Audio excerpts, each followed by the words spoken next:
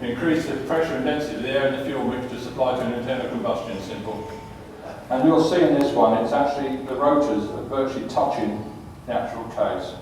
This one's had a bit of damage because it's actually took the powder coating off the tips of the rotor. But if you actually look inside this one, you can actually have a good old nose at it, and you'll see that the rotors are slightly twisted. You don't actually need to port these out. A lot of people go about supercharging, about actually porting the chamber, porting the manifolds out. Supercharging don't like that. It doesn't need that to be highly polished. What the supercharger likes, it likes it rough. You know, it likes to be treated rough.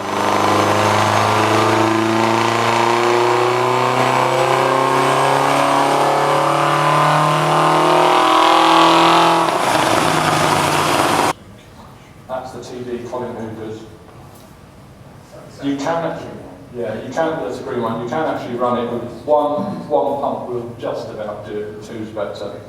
That's better. I have to bend that rod to go on that. I'm looking for a willing volunteer for a TA.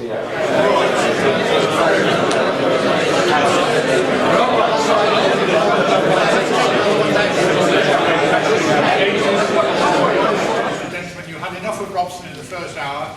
I'm not going to speak again except to say that it's now my huge pleasure to go and sit in the corner and listen to a man talking about restoration and rebuilding and recreation of T-Series. I want you to give a big round of applause to Alastair Naylor.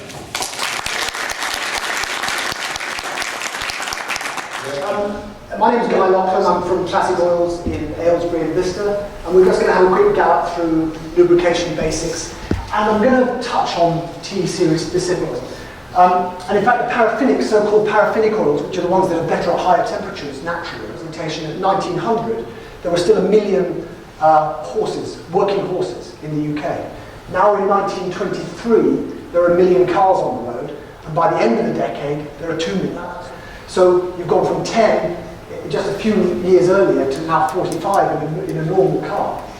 Of course, that means more challenges for the oil, getting really difficult shearing load on the oil. And normal oil, if you put it in a high point gear set, will just fall to pieces, literally fall to pieces very, very quickly. We want to go past this period without pointing out the significance of the message.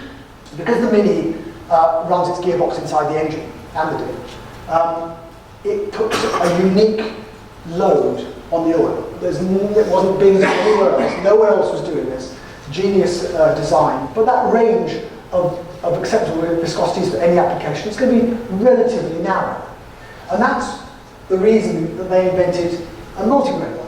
And what a multigrade oil does, and I've just connected the two ends there and illustrated what an SA 2050 might do. If you look at Miller's Mini oil, for example, theirs is a 2050, but it's a 2050 with the GL4 additive packaging. And that enables the clever polymers in the oil not to be torn to pieces, so that they can continue doing their job. And I don't have. But first, I must introduce Tom Wilson, who is one of our main speakers. Tom has come from Indiana in the States. And we also have Kenji Matsuoka, is that the right pronunciation? Sorry, Kenji, from the MG Car Club of Japan. So as I say, a truly international gathering. So with no more ado, I'm going to introduce you to Tom Wilson.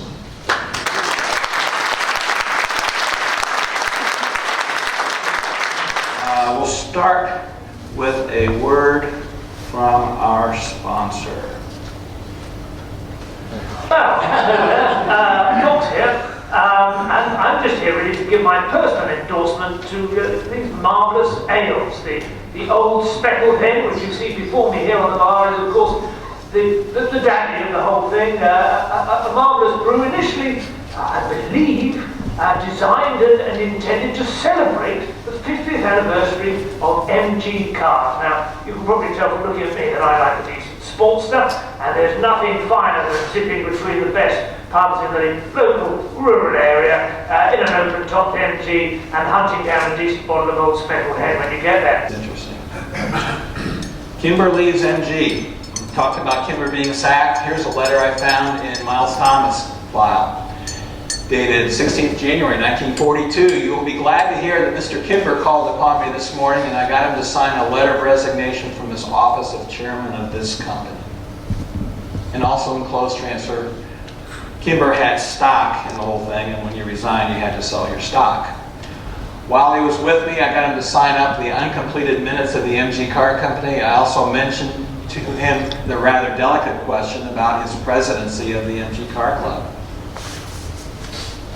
They were within their rights to ask him to resign, but is that something he should do? But he agreed to do it. Yeah, started talking about manufacturing cars in 1943. They started focusing back on what are we going to do after the war. Here's a February 1944 letter out of some meetings, planning meeting. In connection with the above, the post-war program, I thought it wise to have a general discussion with the executives at MG and what their views were with regard to the marketing of models immediately after the war. I must admit they made a very good cause for the inclusion of a midget. This is what I call the birth of the TC. This is KWL 200, which was one of the quarter-liter prototypes.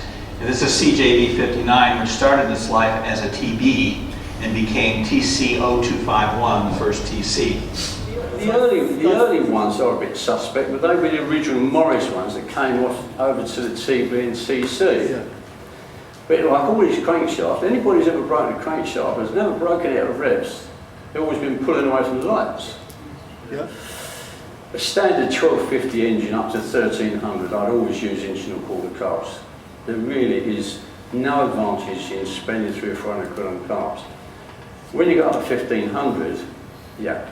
The best one we had was 120 horsepower of a 1350 engine with inch and a half carbs on it.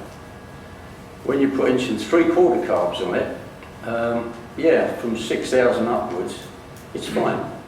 I mean, the standard manifold is fine for standard camshafts, but once you start putting the power up there, but the 122 cam, as it was, it's got quite a bit of overlap on that original one. Doesn't tick over very nicely. I mean, a lot of the race boys used to use it back in the 60s.